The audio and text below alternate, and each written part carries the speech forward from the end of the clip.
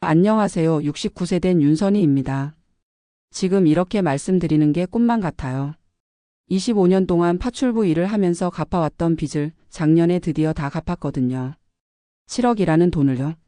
젊은 분들은 이해하기 어려우실 거예요. 7억을 파출부 일로 갚는다는 게 말이 되냐고 하실 텐데 저는 해냈어요. 정말 해냈습니다. 지금 생각해보면 그때 제가 어떻게 그 결심을 했는지 신기해요. 44살이었는데 남편이 동업자한테 당해서 하루아침에 7억 빚을 떠안게 됐어요. 그때 제 선택지는 두 가지였어요. 파산하거나 아니면 직접 갚거나. 주변에서는 다들 파산하라고 했어요. 나이도 있는데 언제 다 갚겠냐고요. 하지만 저는 할 수 없었어요.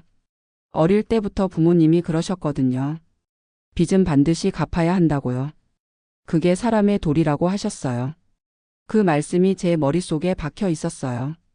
그래서 파출부 소개소에 찾아갔습니다. 44살에 처음으로요. 첫날 일하러 갔을 때 기억이 지금도 생생해요. 강남 어느 아파트였는데 40평이 넘는 큰 집이었어요. 예전에 제가 살던 집보다도 컸죠. 무릎 꿇고 바닥을 닦는데 눈물이 나더라고요. 이게 내 인생인가 싶었어요. 몇 년 전까지만 해도 제가 그 아파트 주인과 비슷한 생활을 했었거든요. 남편이 건설 자재 장사를 해서 벌이가 나쁘지 않았어요. 매달 300에서 500만 원 정도는 들어왔으니까요. 그때는 정말 행복했어요. 고양시 주엽동의 34평 아파트에 살면서 아이들 교육비 걱정도 별로 없었고요. 남편은 성실하게 일했고 저는 집안일하고 아이들 뒷바라지하면서 평범하게 살았어요. 큰아들 태준이는 고3이었고 둘째 태연이는 고1, 막내딸 미숙이는 중2였어요. 그때만 해도 아이들 대학 보내는 것쯤은 문제 없을 거라고 생각했죠. 그런데 1999년 여름 그 일이 터졌어요. 남편이 믿고 일하던 동업자가 회사 돈을 가지고 도망간 거예요. 그것도 3억이나요. 거기다 연대 보증까지 서 있어서 4억을 더 물어야 했어요. 총 7억이었어요. 남편이 전화 받고 주저앉는 모습을 지금도 잊을 수가 없어요. 여보 우리 망했어라고 하던 그 목소리가 아직도 귓가에 맴돌아요. 그날부터 채권자들이 집에 찾아왔어요. 매일같이 벨을 누르고 전화를 걸어대고요. 아이들이 학교에서 돌아와서 그 모습을 보는 게 제일 괴로웠어요. 큰아들은 엄마 우리 이제 어떻게 되는 거야? 라고 물어보는데 저도 모르겠더라고요. 정말 막막했어요. 남편은 그 충격으로 당뇨가 급격히 악화됐어요. 병원에 실려가기까지 했어요.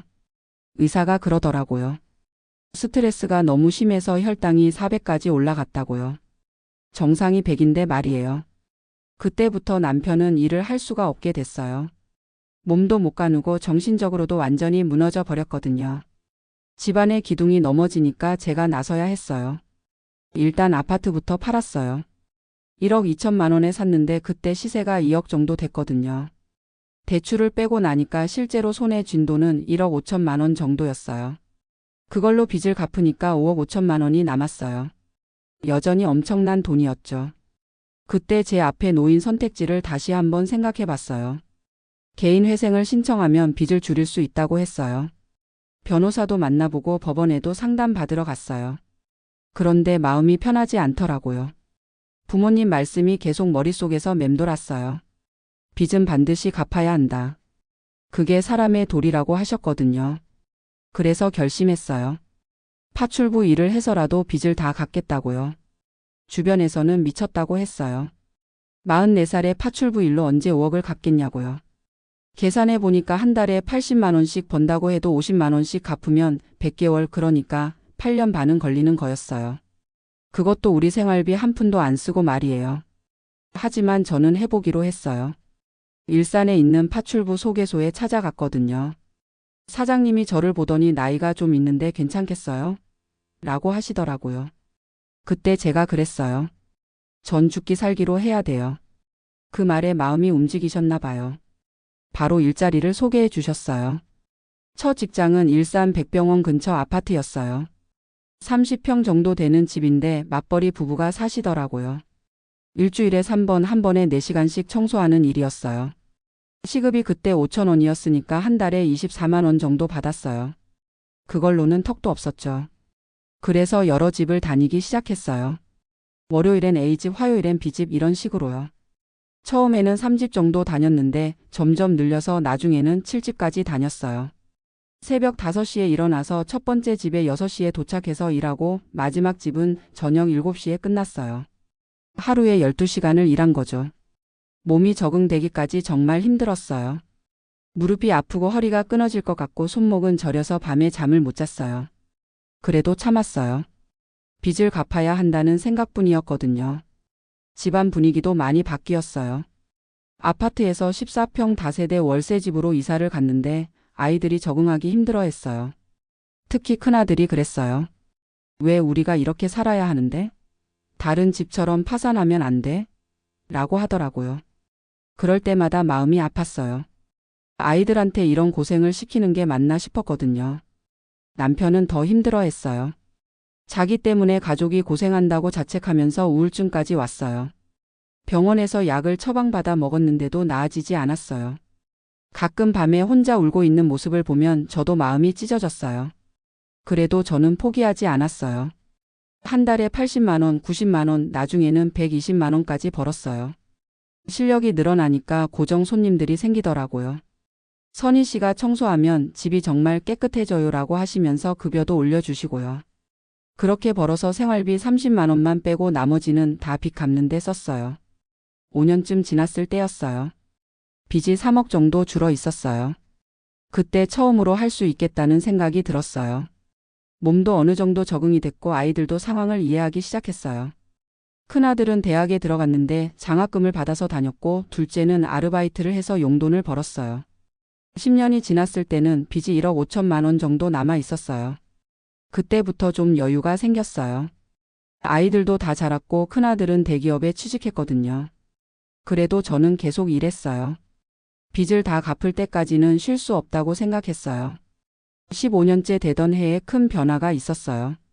제가 주로 다니던 집 중에 한 곳이 이사를 가게 됐는데 새로 이사 온 집에서도 절 불러달라고 하더라고요.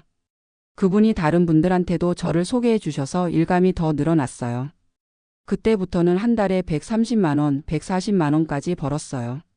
20년째가 됐을 때 빚이 5천만 원 정도 남았어요. 그때 남편이 그러더라고요. 여보, 이제 그만해도 되지 않을까? 나머지는 아들들이 도와줄 수 있을 것 같은데. 하지만 저는 끝까지 하고 싶었어요. 제가 시작한 일이니까 제가 끝내고 싶었거든요. 마지막 5년이 제일 힘들었어요. 나이가 65세가 넘어가니까 몸이 예전 같지 않더라고요. 무릎은 관절염이 와서 계단 오르내리기도 힘들고 허리는 디스크가 와서 아침에 일어날 때마다 아팠어요. 손목도 터널 증후군이라고 해서 저려서 밤에 잠을 못 잤어요. 그래도 참고 일했어요. 병원에서는 수술하라고 했지만 수술하면 몇 달 일을 못 하잖아요. 그럼 빚 갚는 게 늦어지니까 안 할 수가 없었어요. 진통제 먹고 파스 붙이고 그렇게 버텼어요. 2023년 12월이었어요. 드디어 마지막 빚을 갚았어요. 5천만 원을 은행에 입금하고 나니까 빚이 0원이 됐어요. 그때 기분을 어떻게 표현해야 할지 모르겠어요. 25년 동안 매달 갚아왔던 그 무거운 짐이 사라진 거예요.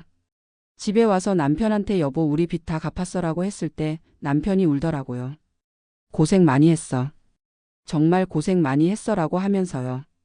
저도 따라서 울었어요. 25년 동안 참았던 눈물이 한꺼번에 쏟아지더라고요. 아이들도 정말 기뻐했어요. 큰아들은 엄마 정말 대단해요. 존경해요라고 하더라고요. 둘째도 엄마 덕분에 우리가 떳떳하게 살 수 있었어요라고 하고요. 막내딸은 엄마 이제 좀 쉬세요라고 하면서 안아주더라고요. 지금 생각해보면 그 25년이 힘들기만 했던 건 아니에요. 물론 몸은 힘들었지만 마음은 오히려 평안했어요. 매일 일하고 빚을 조금씩 갚아나가는 게 보람이었거든요. 일주일에 한 번씩 은행에 가서 돈을 넣을 때마다 또 줄었구나 하는 생각에 뿌듯했어요. 파출부 동료들과의 인연도 좋았어요. 다들 각자 사연이 있는 분들이었는데 서로 격려하고 도와주면서 지냈어요. 김순자 언니는 남편이 도박으로 빚을 지어서 일하시는 거였고 박영희 언니는 아들 사업 보증을 서서 일하시는 거였어요. 다들 비슷한 처지라 서로 이해가 잘 됐어요. 일하는 집 사모님들도 대부분 좋으셨어요. 처음에는 저를 그냥 청소하는 아줌마로만 봤는데 시간이 지나면서 인간적으로 대해주시더라고요. 명절 때마다 선물도 주시고 가끔 같이 차도 마시고요. 그분들 덕분에 일이 덜 힘들었어요. 25년 동안 일하면서 제가 많이 변했어요. 예전에는 남편한테 의존하고 아이들 일에만 신경 쓰는 그런 주부였거든요. 그런데 이제는 혼자서도 뭐든지 할 수 있다는 자신감이 생겼어요. 어려운 일이 생겨도 할 수 있다는 생각부터 들어요. 돈에 대한 생각도 많이 바뀌었어요. 예전에는 돈이 많으면 행복할 거라고 생각했는데 지금은 빚 없이 사는 게 제일 행복이라고 생각해요. 통장에 큰 돈이 없어도 매달 나가는 게 생활비뿐이니까 마음이 편해요. 건강이 많이 안 좋아진 게 아쉬워요. 무릎과 허리는 이제 수술해야 할 정도가 됐고 손목도 힘이 많이 약해졌어요. 작년에 파출부 일을 그만둔 것도 몸이 안 따라주기 때문이에요. 그래도 후회는 안 해요. 이 몸으로 25년을 버텨준 것만 해도 고마워요. 지금은 정말 평범하게 살고 있어요. 남편과 함께 동네 산책하고 일주일에 2번 병원 다니고 일요일에는 교회 가서 봉사활동하고요. 큰아들이 한 달에 한 번씩 오고 둘째는 매달 30만 원씩 용돈을 보내줘요. 막내딸은 2주에 한 번씩 안부 전화를 해요. 기초연금도 받고 있어요. 남편과 합쳐서 한 달에 52만 원 정도 되는데 남편 국민연금 35만 원과 합치면 87만 원이에요. 생활하기에는 빠듯하지만 빚이 없으니까 마음이 편해요. 저축도 조금씩 하고 있어요. 마지막 2년 동안은 빚을 다 갚고도 돈이 좀 남아서 적금을 넣었거든요. 지금 8천만 원 정도 모아놨어요.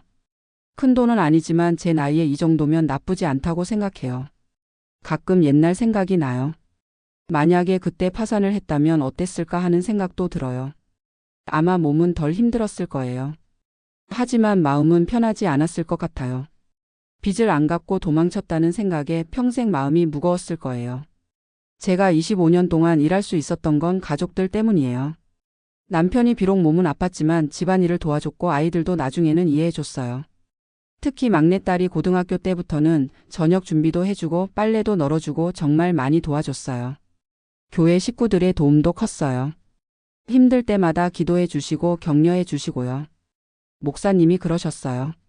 선희 집사님의 모습이 정말 아름답다. 책임을 끝까지 지는 모습이 하나님이 기뻐하시는 일이다라고요. 그 말씀이 큰 힘이 됐어요. 지금 젊은 분들 보면 안타까워요. 신용카드로 쉽게 돈을 쓰고 대출도 쉽게 받고요. 빚이 생기면 쉽게 포기하는 것 같아요. 물론 저희 때와는 상황이 다르다는 건 알아요. 집값도 너무 비싸고 일자리도 구하기 어렵고요. 그래도 하고 싶은 말이 있어요. 빚 때문에 절망하지 마세요. 포기하지 마시고 하나씩 갚아나가세요. 시간이 오래 걸려도 끝은 있어요. 저도 7억이라는 큰 돈을 25년 만에 갚았잖아요. 건강할 때 열심히 일하세요. 젊을 때는 몸이 아픈 줄 모르잖아요. 저처럼 60대에 무릎 아프고 허리 아픈 몸으로 일하는 건 정말 힘들어요. 건강할 때 최대한 벌어 놓으세요. 그리고 가족끼리 서로 원망하지 마세요. 어려울 때일수록 서로 격려하고 이해해야 해요. 저희 가족도 처음에는 갈등이 많았지만 나중에는 모두 한마음이 됐어요. 그게 어려움을 이겨낼 수 있는 힘이었어요. 무엇보다 양심에 따라 사세요. 남들이 뭐라고 해도 자신이 옳다고 생각하는 대로 하세요. 저도 많은 사람들이 말렸지만 제 신념대로 했어요. 그래서 지금 후회가 없어요. 25년이라는 시간이 길다면 길고 짧다면 짧아요. 그 시간 동안 저는 정말 많은 걸 배웠어요. 인생의 진짜 의미가 뭔지, 가족이 얼마나 소중한지, 건강이 얼마나 중요한지 깨달았어요. 지금 제 꿈은 아주 소박해요. 남편과 함께 건강하게 오래 사는 것, 아이들이 행복하게 사는 것, 손자, 손녀들이 건강하게 자라는 것이에요. 큰 돈을 벌거나 좋은 집에 살고 싶다는 욕심은 없어요. 지금처럼 평범하게 빚 없이 사는 게 제일 행복이에요. 가끔 파출부 일하던 시절이 그리워요. 힘들었지만 보람이 있었거든요. 일을 마치고 집에 오는 길에 오늘도 하루 잘 버텼다는 뿌듯함이 있었어요. 지금은 할 일이 없어서 심심할 때가 있어요. 그래서 교회에서 봉사활동을 하고 있어요.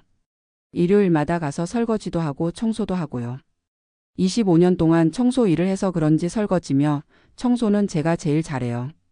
다른 분들이 선희 집사님이 하면 완전히 달라진다고 하세요. 요즘 뉴스 보면 경제가 어렵다고 하잖아요. 실업률도 높고 자영업자들도 힘들고요.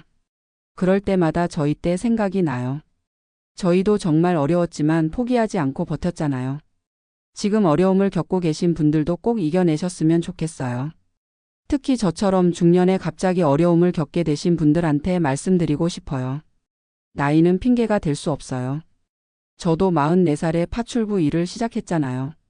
처음에는 힘들었지만 적응되더라고요. 의지만 있으면 무엇이든 할 수 있어요. 체면 때문에 망설이지 마세요. 저도 처음에는 창피했어요. 예전에 알던 사람들 만날까봐 무서웠고요. 하지만 일하다 보니까 그런 건 중요하지 않더라고요. 정직하게 일해서 빚을 갚는 게 더 당당한 일이에요. 남편도 지금은 많이 좋아졌어요. 우울증도 거의 나았고 당뇨도 관리가 잘 되고 있어요. 가끔 미안하다고 하지만 저는 우리가 함께 이겨낸 거야 라고 해요. 실제로 그래요. 남편이 집안일 해주지 않았으면 제가 25년을 버틸 수 없었을 거예요. 아이들과의 관계도 예전보다 더 좋아졌어요. 어려운 시기를 함께 겪으면서 더 끈끈해진 것 같아요. 큰아들은 엄마 덕분에 저도 끈기를 배웠어요 라고 하고 둘째는 엄마처럼 책임감 있는 사람이 되고 싶어요 라고 해요. 막내딸은 엄마가 제 인생의 롤모델이에요 라고 하네요. 손자, 손녀들한테도 가끔 얘기해줘요. 할머니가 옛날에 이런 일이 있었는데 하면서요. 아직 어려서 잘 이해는 못하지만 나중에 크면 할머니가 얼마나 열심히 살았는지 알게 될 거예요. 저는 지금 정말 행복해요. 큰 돈은 없지만 빚이 없어서 마음이 편하고 건강은 안 좋지만 가족이 있어서 든든하고요. 25년 전에 절망했던 그때를 생각하면 지금이 꿈만 같아요. 혹시 지금 어려움을 겪고 계신 분들이 제 이야기를 들으시면 힘을 얻으셨으면 좋겠어요. 아무리 큰 빚도 아무리 어려운 상황도 포기하지 않으면 반드시 해결할 수 있어요. 시간이 좀 걸릴 뿐이에요. 그리고 가족의 소중함을 꼭 기억하세요. 어려울 때 옆에 있어주는 사람들이 진짜 가족이에요. 돈으로 살 수 없는 게 가족의 사랑이거든요. 마지막으로 건강 관리를 소홀히 하지 마세요. 저처럼 나중에 후회하지 마시고 젊을 때부터 관리하세요. 건강해야 일할 수 있고 일해야 빚을 갚을 수 있어요. 25년간의 파출부 생활이 끝났지만 그 시간들이 제 인생에서 가장 의미 있는 시간이었어요. 힘들었지만 보람이 있었고 괴로웠지만 뿌듯했어요. 그 시간이 있었기에 지금의 제가 있는 것 같아요. 빚 없는 삶이 이렇게 행복한 줄 몰랐어요. 매달 나가는 돈이 생활비뿐이니까 마음이 정말 편해요. 이 평범한 일상이 얼마나 소중한지 매일 느끼고 있어요. 앞으로도 건강이 허락하는 한 열심히 살 거예요. 교회 봉사도 계속하고 남편과 함께 산책도 하고 가끔 아이들과 손자, 손녀들도 만나면서요. 큰 욕심 없이 감사하는 마음으로 하루하루 살아갈 거예요. 제 이야기가 누군가에게 조금이라도 도움이 됐으면 좋겠어요. 절망하지 마세요. 포기하지 마세요. 끝까지 버티시면 반드시 길이 있습니다. 저처럼 평범한 사람도 해냈는데 여러분도 분명히 할 수 있을 거예요. 감사합니다.